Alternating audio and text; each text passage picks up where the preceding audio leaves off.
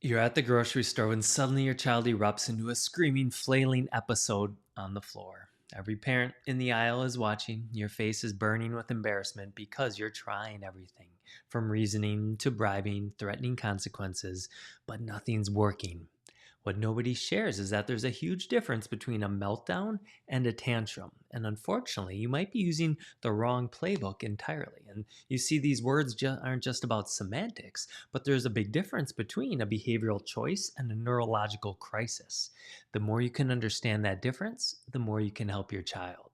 So, in this video, it's for you as a parent if you are exhausted from these big explosive episodes, if you've tried lots of parenting strategies, maybe you're feeling judged when your kid does lose it in public. And as a result, you might start to feel overwhelmed from these moments. So, I want to dive in this video the key difference between tantrums and meltdowns to help you better understand what's going on and as a result, what you can do to help. And I'll also share some of the hints that a meltdown might be coming. And ultimately, when we go into meltdowns, I want you to understand it is a neurological overwhelm issue. So when you can get to the root of it, you can really start to help your child thrive. It is important to know that in the world of meltdowns and tantrums and sensory processing issues, actually 1 in 6 kids deal with these concerns. And it's something we see over and over again in our office is parents who've tried behavioral strategies. They've tried a consequence start chart, reward system, things still struggle, and they start to feel defeated because they're doing it all and they're just wondering, what am I doing wrong? And the truth is, you're not doing anything wrong. It's just that you're actually looking at the wrong system. I remember a mom brought her son to see us, and he had big emotions, big behaviors, big meltdowns. And she was a psychologist, PhD psychologist, and a researcher. So she came to me, she's like, guess what? Before I knew about biology, I had tried every consequence, every reward, every cognitive behavioral therapy, everything, but nothing was working. The only thing that worked is when we started to address the biology in his body. Suddenly, then things changed. So let's dive into then the difference between a tantrum and a meltdown.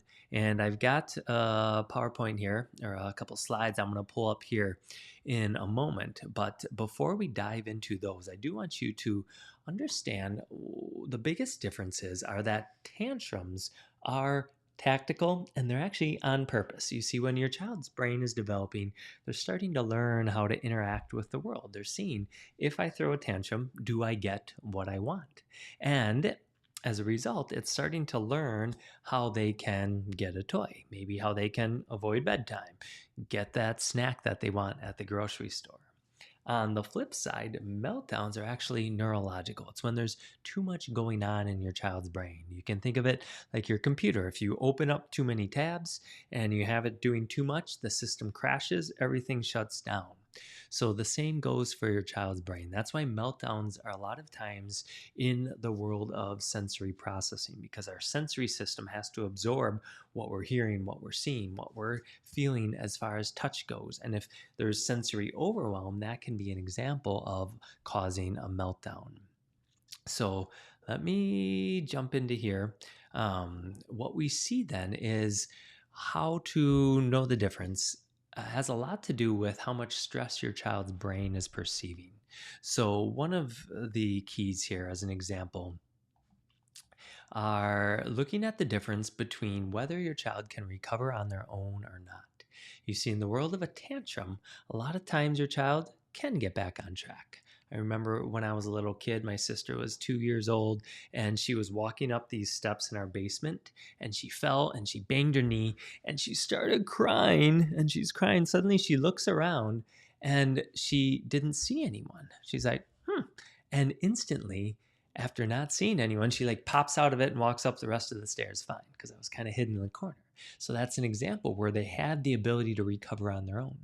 On the flip side, in the case of a meltdown, I remember my hairstylist once sharing the story of going to a play with a friend of hers and her 10-year-old son. And she's like, man, I know he has some sensory issues. I know he gets overwhelmed easily. How is he going to handle this play?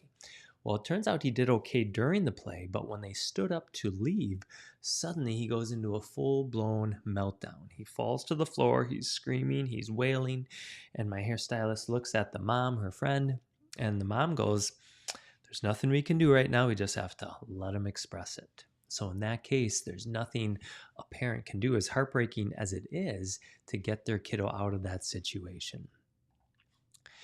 The second piece then is, will they respond to others' reactions? If it's a tantrum, they're trying to get something from it. So if they get the toy, if they get the treat, if you offer them ice cream, odds are they're going to come out of it. Versus if they're in a full blown meltdown, you might hear another parent describing it as like they're in a world of their own. Nothing I do can get into them.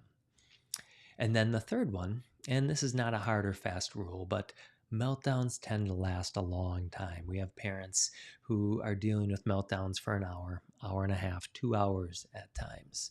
And not only is that an incredible toil on your child, but of course, as a parent, to see your child struggling and just crying for that long is incredibly tough.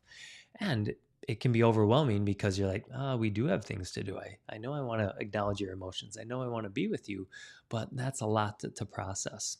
And on the flip side, tantrum, maybe it's 20 minutes, 15 minutes, 10 minutes, right? Not a hard or fast rule, but they tend to be significantly shorter. So where does this stress start to come from? When we're looking at kiddos in our office, we're looking to see, is there stress built up in their nervous system that causes them to crash more easily, for their system to fall apart or to get overloaded more easily. So what we're doing is we're looking back. Was pregnancy stressful? How was labor and delivery? A big thing we see in our office are birth interventions. Maybe it's C-section, forceps, suction, a stalled labor, induced labor. And there might be something where these are necessary to get baby out safe and keep mom safe. They can also put a lot of stress on a baby's nervous system. Just recently, we talked to a mom who the cord was wrapped a few times around baby's neck. So during near the end of labor, he was going into fetal distress, and they had to pull him out early via C-section. Makes perfect sense to save his life, and at the same time, that can be a lot of stress on an early kiddo's nervous system. So, what does this look like then as far as supporting your child? So, I want to cover kind of two different things here. One, why more traditional discipline often makes things worse, and then go into some tips that you can do to help. This is something my wife and I talk a lot about because she's a parent coach. So, she's really good at helping parents help manage the environment or process these things. And one of the biggest things she'll talk about is that if it's a full blown meltdown, it's you want to try to avoid a punishment or like giving too much attention to what caused things, because by the time a meltdown hit, the signal's already been gone off. The alarm bell's already chiming.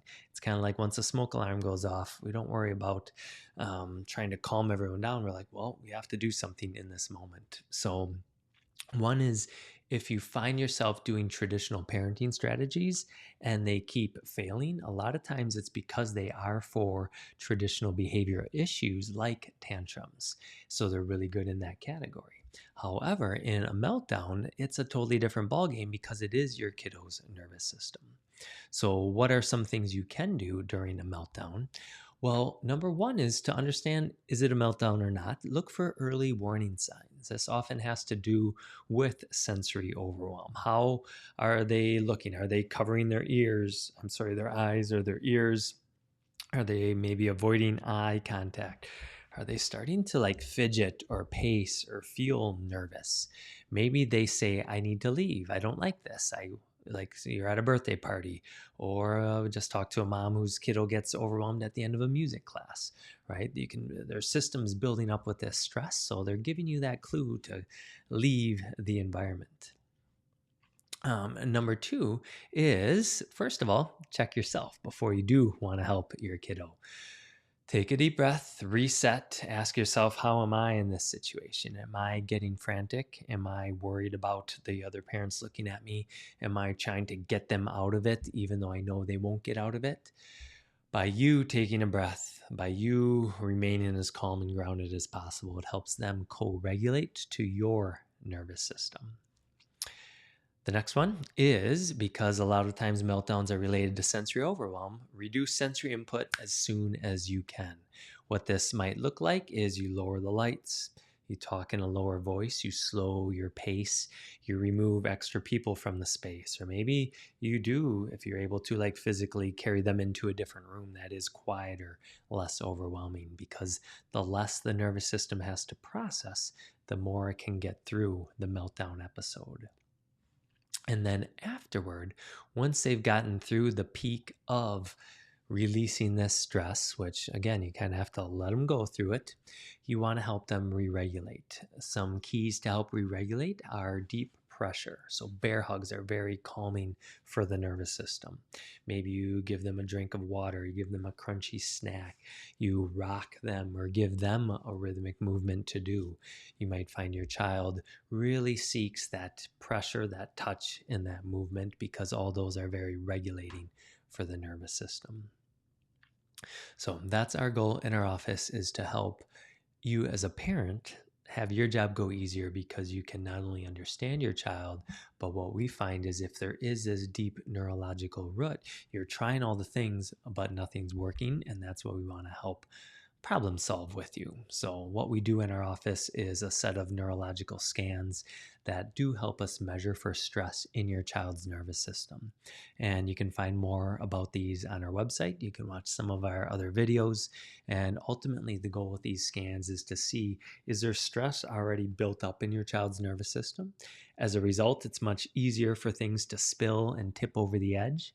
And if so, what we do with very gentle, very safe neurological adjusting is help to clear out that stress. So now your child's baseline of stress internally is so much lower, they can handle a lot more of what the world's bringing them and do okay. So if you have any questions, reach out, check out our website, other videos, as I said, for other resources. And know as a parent, we're here for you and we love to support you and your family.